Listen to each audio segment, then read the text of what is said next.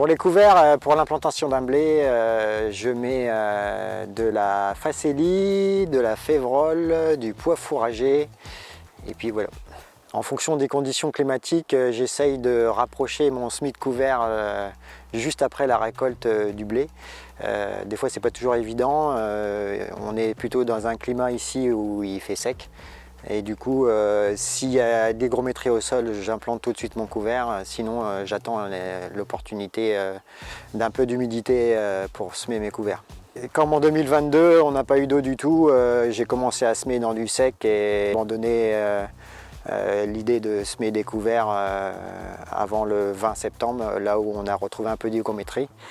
Semer une graine dans un sol sec avec zéro hygrométrie, ça a été contre-productif. Mes couverts, ils ont levé qu'au mois de septembre, octobre, à l'implantation du blé.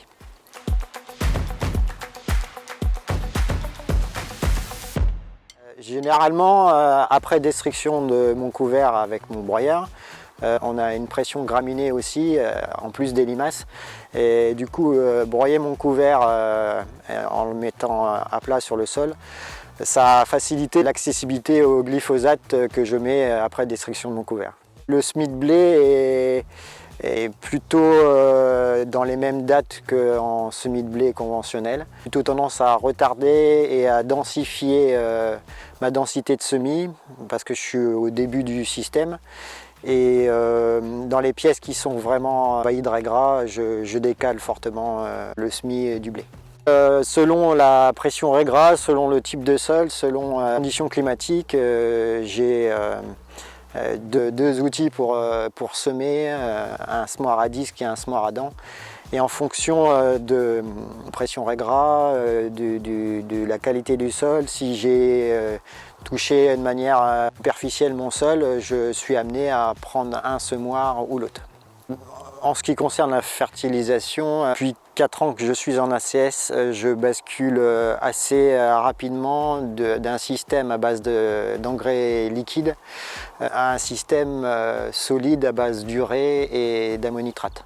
Pas forcément un problème de structure, mais c'est de dire j'agis au moment opportun. Il y a une meilleure assimilation en général de la forme urique et ammonitrate. Il y a moins d'évaporation aussi, une plus grande polyvalence aussi d'application, moins de risque de brûlure des feuilles. J'y trouve plus d'avantages. Et en plus, le bilan carbone est diminué quand on met du solide par rapport au liquide. Pour réussir son implantation de blé, il faut, dans la mesure du possible, anticiper les problématiques.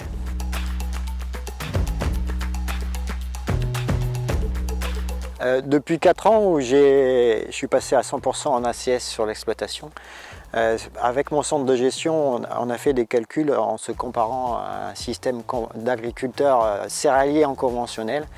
Et dès la première année, j'ai une diminution de moins 25% de charge de structure sur l'exploitation. C'est un chiffre que j'ai retenu. Moi, je ne parle pas de la diminution du gasoil, ça en fait partie des charges de structure. Mais ce qu'on a constaté, alors ces calculs, c'est qu'on a vraiment une diminution de tout ce qui est charge de mécanisation, de gasoil, encore une fois, d'usure de pièces, et du moins sur l'exploitation, ça c'est clair. Donc c'est ce qui fait que le revenu est augmenté. Et tout ça, malgré l'augmentation de l'investissement spécifique en matériel comme le semoir ou les semoirs ou la herse à paille par exemple. Je pense que j'ai eu une petite perte de rentabilité de la culture du blé en l'occurrence, mais plutôt due à des aléas climatiques que par rapport au système. À partir du moment où on se forme, on échange entre agriculteurs dans ce système-là et qu'on prévient les problématiques qui peuvent arriver, il n'y a pas de raison que le rendement soit atténué par rapport à un système conventionnel.